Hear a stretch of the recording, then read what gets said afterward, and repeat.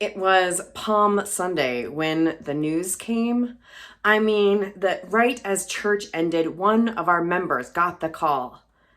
A baby calf had just been born on her farm, literally during our service.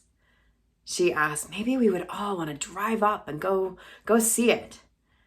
So it went that over about 40 of us, that's maybe half of those who had gathered that morning, piled in cars and, fitting for Palm Sunday, made our way in a long line of folks towards that place of life and death that is the Colorado Cattle Ranch. The Roaring Fork Valley between Glenwood Springs and Aspen, up through Aspen, where I served at a small Unitarian Universalist church for 2 years before coming to Foothills. That area may be known especially for its ski slopes and celebrity sightings. But spend any time in the area and you come to know that it is more accurately described as farmland, where local ranchers surround small ski towns and supply them and us with beef and pork and chickens and eggs. Our church member who invited us was one of the few female ranchers in the area, in a sea of mostly men who had inherited their farms from their fathers. Our caravan of many Priuses all pulled up to the barn as one of the workers directed us towards the back gate. There behind the fence was the tiniest little calf, only about 4 hours old at that point. Children and adults alike oohed and ah, and then the real lessons began. The rancher shared what we might call a farmer's version of owl, describing in detail exactly how breeding happens on her farm and how she ensures that the beef is the quality that her ranch is known for. She described the whole cycle, from insemination through the slaughter, at which point the oohs and ahs turned to mouths aghast and stunned silence. It was a lot. I mean, too much for some of the parents who swiftly took their kids back through the ranch doors and headed home. I don't know really if it was the sex or the death that sent them over the edge. These realities of what it means to be alive can be too much for any of us, whether we're talking about human or non-human animals. More often than not, we work to not think about it too much, which is what animal rights activists call a willful blindness.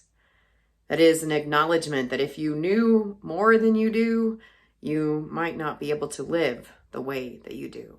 That spring Sunday in Redstone, Colorado, we were all invited not to turn away, to pay closer attention, to consider the ways that all of our lives are interconnected, that is, to this newborn calf and to the rancher and to all her workers on the farm and to the field and to all that would later slaughter that calf, to many others, to each other, to all of life, really. I understood why some needed to rush out and why it was too much. Leaning in requires considering more carefully whether or not breeding and killing are ethical and moral choices. It requires considering the hierarchy of human and non-human animals. It requires wrestling with the question of whether or not non-human animals can feel pain, if they suffer, and if that should matter. It requires asking ourselves if animals are worthy of our moral concern, if they too have inherent worth and dignity like we affirm in people. These are some of the questions at the heart of the animal rights movement, a movement that goes back hundreds of years in ways that often have been intertwined with our own Unitarian and Universalist history. The origin seems to begin somewhere in the late 18th century with Unitarian Jeremy Bentham, who invited people to care for animal wellness in the same ways we do human wellness. This continued all through the women's rights movement, when Mary Wollstonecraft drew a parallel between the mistreatment of animals and the mistreatment of women, which is a line of consideration that Unitarian Susan B. Anthony picked up on throughout the late 19th century. In 1866, Unitarian Henry Bergh founded the American Society for the Prevention of Cruelty to Animals, which was deeply connected to the insights of Charles Darwin, who around that same time was clarifying humans' connectedness with, rather than distinction from, animals. In the early 20th century, Unitarians Albert Schweitzer and Charles Hartshorne invited us to widen our circle of kinship, as they invited us to embrace a compassion for all living creatures. Finally, and importantly, in 1973, Peter Singer coined the term, officially, animal rights, to launch the modern movement. Singer's animal liberation elevated the question of animal rights to on par with other movements for civil rights that were happening around that same time, as he challenged people to bring non-human animals within our sphere of moral concern and to cease to treat their lives as expendable for whatever purposes we may have. Central to Singer's argument was his assertion that humans taking the lives of animals is wrong and immoral for any reason, except self-defense. He and others have looked especially at the treatment of animals in factory farms, where most meat, dairy, and eggs are produced without any regard for animal welfare and fail to provide sufficient space for movement, interaction with other animals, or even access to the outdoors. This framework shapes the modern animal rights movement and those who today advocate for a plant-based diet, primarily due to the reasons that killing and eating animals is in and of itself inherently immoral. There are, however, lots of other reasons to argue against eating animals, including that meat consumption is one of the primary sources of greenhouse gases and has led to the destruction of forest ecosystems across the globe. Meat production is highly inefficient. It uses an incredibly disproportionate amount of land. Workers also across the meat industry are often mistreated and subject to traumatic working conditions with exploitative wages. Trying to keep livestock fed creates imbalances in our overall agricultural system and in natural ecosystems, and drives up the price of grain, making it harder for people in poverty to be able to feed themselves. Not to mention, people who eat more meat tend to have an increased risk of heart disease, diabetes, even some cancers, over those who choose a more plant-based diet. Some studies estimate that switching to a plant-based diet could save up to 8 million lives every year and lead to savings of at least $1.5 trillion. Trillion. But none of these good reasons for avoiding meat are what Mary asked me to focus on for today. As she said in her talus sliding, her focus was much more specific and heart-centered. Like Albert Schweitzer and Charles Hartshorne, Mary feels that call towards a greater circle of kinship and a compassion that extends towards non-human animals, and has a strong sense that our first principle must extend to all beings, not just humans. So much so that when that auction came around last year, she bid and won on a sermon of her choosing. The auction, by the way, this year is October 8th. So if you have something that's been tugging at you, please come and bid and we'll talk. To be honest, though, I have to say I don't actually remember the sermon that Mary referenced in her chalice lighting, but I do remember the fundraising idea and those chicken wings. See, the church that year was in desperate need of about $20,000 more dollars than we had. And a few good people, as a part of trying to solve this problem, found a restaurant willing to donate some of their proceeds to us if we just went there and ate there. And it seemed worth a shot. I honestly did not even think about the eating portion, which I realize now is the point. Eating, especially for those of us who live in cities, has become synonymous with consuming, which is a passive experience disconnected from its source. When really, as Wendell Berry says in our reading, eating is inescapably interconnected. That is a part of a cycle of planting and tending and watering and feeding, a cycle of agriculture. The annual drama that some of us get a glimpse into with backyard vegetable gardens or raising chickens, and some of us get more than a glimpse. There are a few farmers among us I know whose lives center entirely around the soil and the sun and the cycles of the seasons, or rather center more explicitly, unshielded as most of us are from these realities that are in fact true for us all. Even the corn syrup that binds the fruit snacks my kids still reach for by the handfuls started in the soil. And the chicken we hoped would save our struggling budget that year at one time lived and also likely suffered, whether we want to realize it or not. We may experience eating as an entirely disconnected, individualized experience, but that doesn't make it so. Just like any other choice we make, we cannot escape our interconnectedness and the ripple effects, big and small, for our whole interdependent web. We need acts of restoration, Robin Wall Kimmerer writes, not only for polluted waters and degraded lands, but also for our relationship with the world. We need to restore honor to the way we live, so that when we walk through the world, we don't have to avert our eyes with shame, and so that we can hold our heads up high and receive the respectful acknowledgement of the rest of the earth's beings. In her 2013 book, Braiding Sweetgrass, Kimmerer invites us to embrace the indigenous framework of the honorable harvest.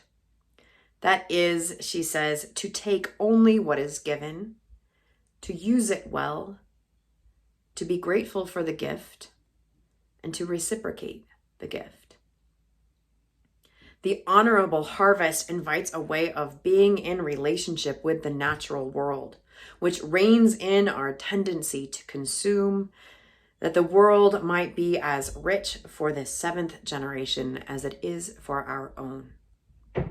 Harvest requires that we reconnect our eating with the greater web of life, which is a practice that, as Wendell Berry affirms, transforms our way of eating, not like as if it's a duty, as if it's a chore, but rather as an experience of pleasure, where we can, as he says, experience and celebrate our dependence, not just our interdependence, but our dependence, and our gratitude, for we are living from mystery and from creatures we did not make and powers we cannot comprehend.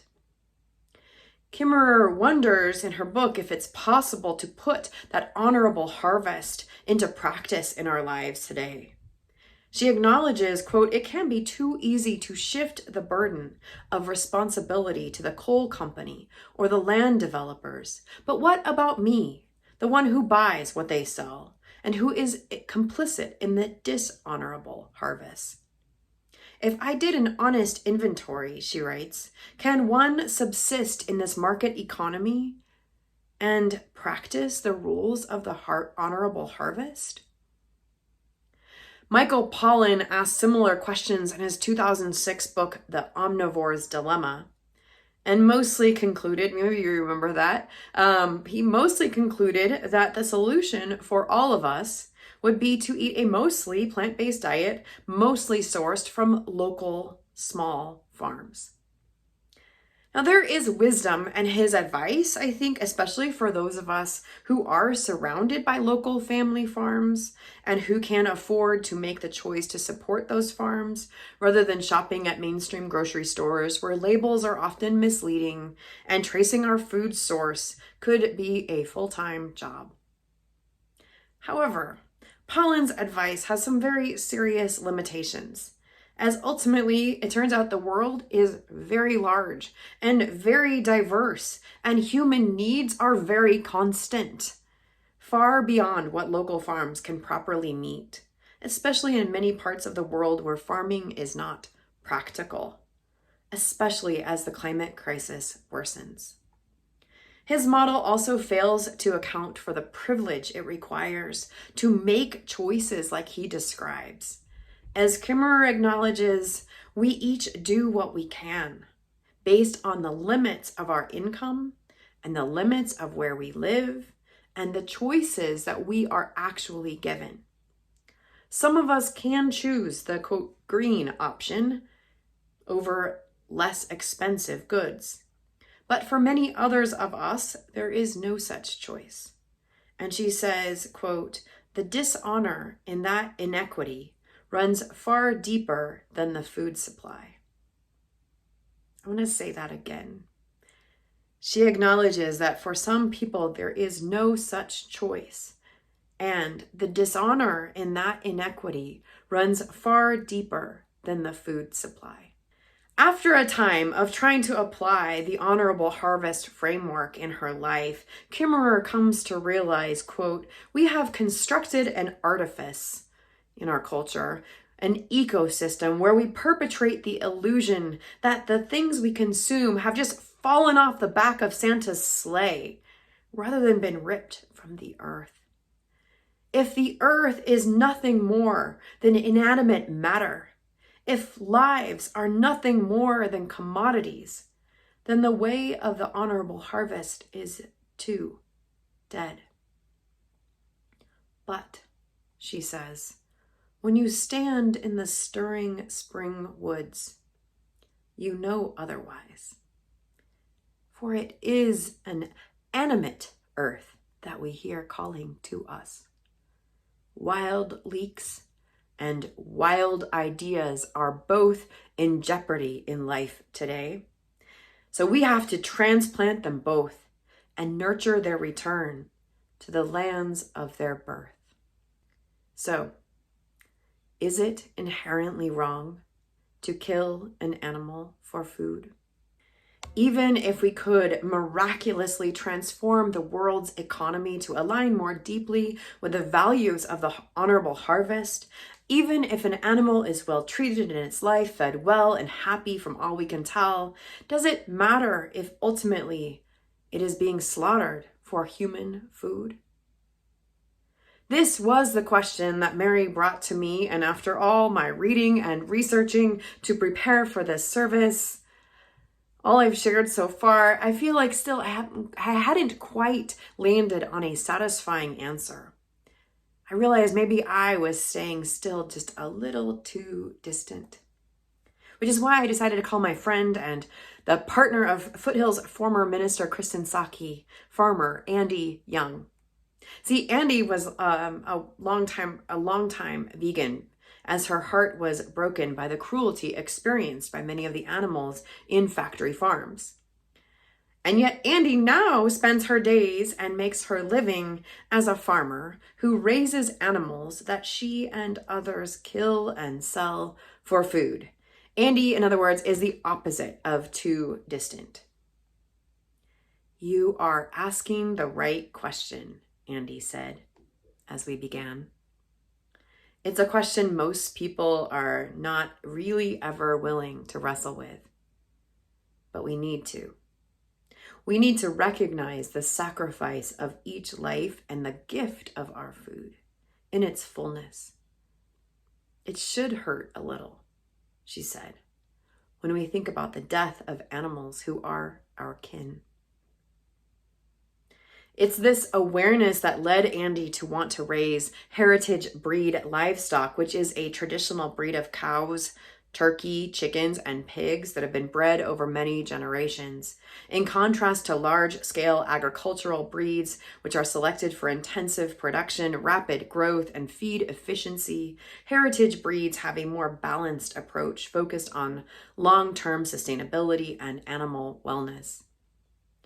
Without human stewardship, the heritage breeds are in danger of extinction, as so much emphasis in our extractive economy now focuses on mass production and breeds that enable that mass production.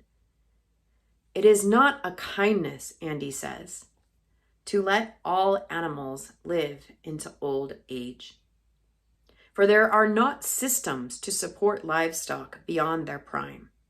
There are not assisted living centers for older chickens or healthcare systems for pigs in old age, let alone caregivers. We have to take into consideration the quality of their lives, not just their length. To do the difficult thing of ending their life at their prime is an act of compassion, and it is in turn a gift to humans who will eat this animal as food. Andy described to me the times that she has cried while killing pigs she has raised, and also her regret at the one time that she let her chickens go past their prime. They pecked at each other in confusion and struggled in constant illness. It was not an act of compassion.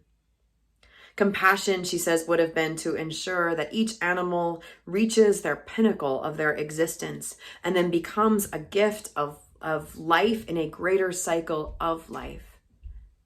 For human and non-human animals, not all life is equal, and not all life, just life in and of itself, is an automatic good.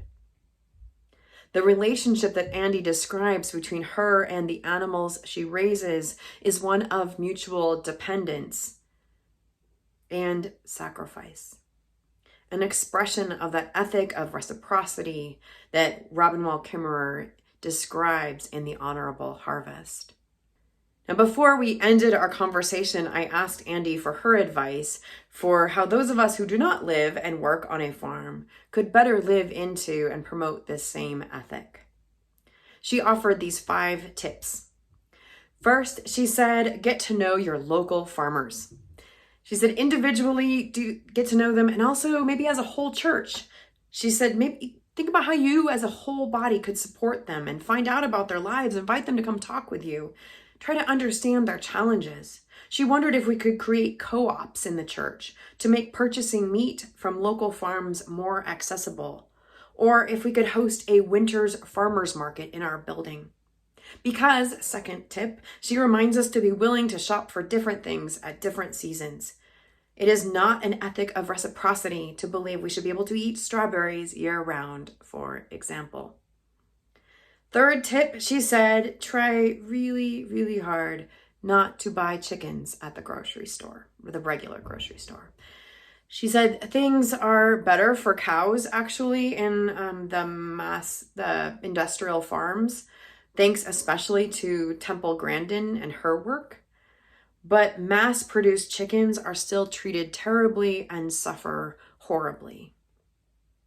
Fourth, if you are eating animals, then Andy encouraged you to try to eat every part of that animal, not just the parts you're familiar with.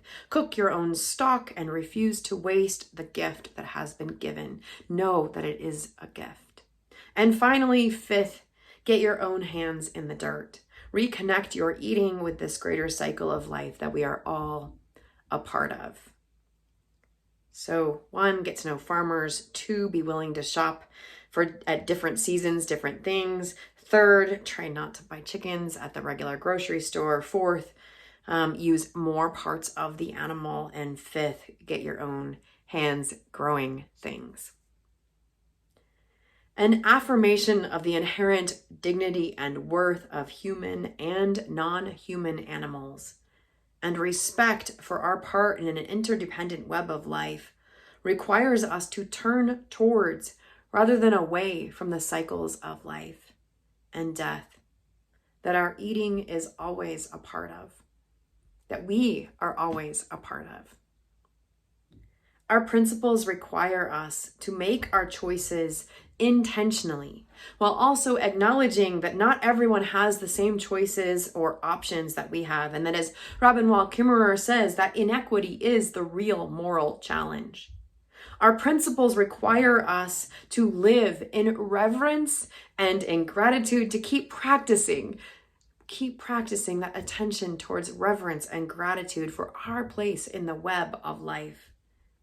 And for some of us, all of these things will mean and will lead us to choose a plant-based diet.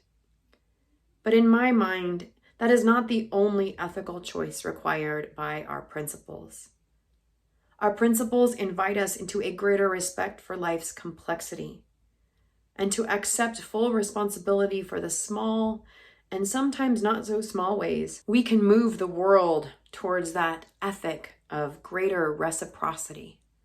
For we know, as Kimmerer says, it is an animate earth that we hear calling to us, a living earth, and we are called to be its partner. That is, to take only what is given, to use it well, to be grateful for this gift, and to reciprocate, to know this life as a blessing, and to pass it on. May it be so, and amen.